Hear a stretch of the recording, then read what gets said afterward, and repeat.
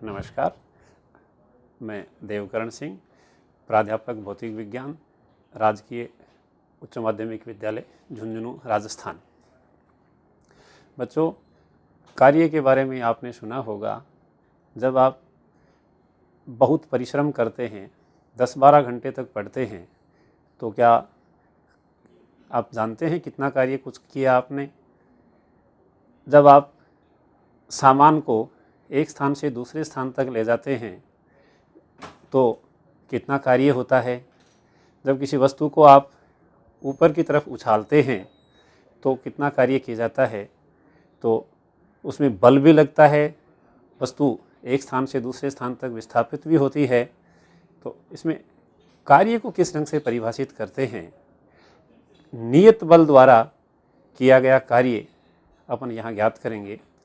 तो जब किसी वस्तु पर कोई बल लगाया जाता है तो उस बल द्वारा किया गया कार्य बल तथा बल की दिशा में विस्थापन के गुणनफल के बराबर होता है। अर्थात कार्य बराबर बल गुणा बल की दिशा में विस्थापन, अर्थात W बराबर F इंटू S, जहाँ W किया गया बल द्वारा किया गया कार्य है, बल द्वारा किया गया कार्य, F आरोपित बल है और S बल की दिशा में विस्थापन है।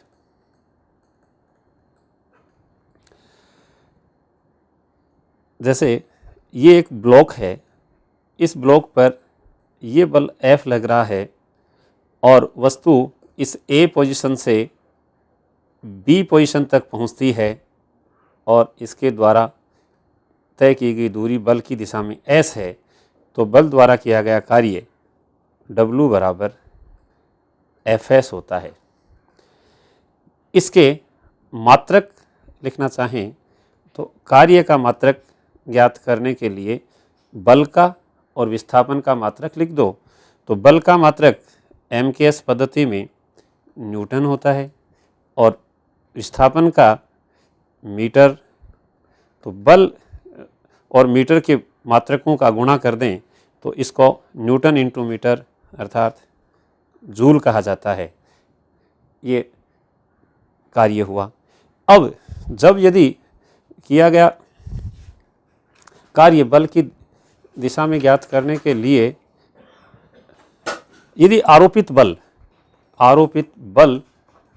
F बराबर 0 है तो विस्थापन भले ही हो या न हो फिर भी किया गया कार्य सूत्र के अनुसार 0 होगा।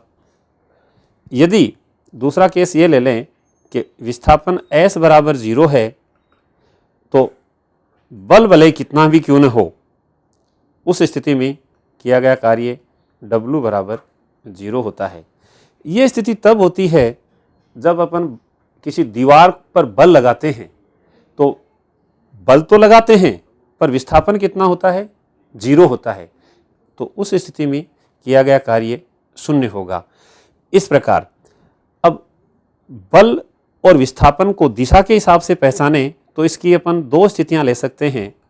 स्थिति फर्स्ट में ये लेंगे कि जब बल F और विस्थापन S दोनों एक ही डायरेक्शन में हो तो किया गया कार्य W धनात्मक होगा। दूसरी स्थिति ये ले सकते हैं, स्थिति सेकंड, जब बल F विस्थापन के विपरीत दिशा में होता है, यानी ये ब्लॉक है, इस ब्लॉक पर घर्षण बल, सतह के द्वारा लगने वाला घर्षण बल इसके विपरीत दिशा में है और वस्तु गति कर रही है इस दिशा में। तो उस स्थिति में किया गया कार्य W ऋणात्मक होगा। इस तरह से इस बात को यूं भी समझ सकते हैं, जब वस्तु को आप ऊपर की तरफ उछालते हैं, जैसे ये कोई वस्तु है, इसको आपने ऊपर की तरफ उछाला तो ऊपर की तरफ उछालने पर आरोपित बल F लगता है, जबकि दूसरी दिशा में गुरुत्वाकर्षण बल, इसको आप F डैश से कहें, तो अब इस स्थिति में दो बल लग रहे हैं और इन दोनों ही बलों के द्वारा किया गया कार्य अलग अलग ज्ञात करना पड़ेगा। तो पहले अपन, जैसे आपने दो स्थितियां ली थी कि स्थिति फर्स्ट, उसी के हिसाब से पहचाने। तो उस स्थिति में h ऊंचाई तक वस्तु मान लो आपने ऊपर की तरफ जा रही है, तो इस h ऊंचाई में बल F द्वारा किया गया कार्य बल की दिशा में है, तो बल और विस्थापन एक ही दिशा में होने से किया गया कार्य धनात्मक होगा। दूसरी स्थिति इसकी, गुरुत्वाकर्षण बल F डैश जो नीचे की तरफ लग रहा है और विस्थापन ऊपर की तरफ हो रहा है, तो बल और विस्थापन दोनों विपरीत दिशा में हैं। तो इस स्थिति में दूसरे वाली स्थिति लागू होगी जिसमें किया गया कार्य ऋणात्मक होगा। धन्यवाद।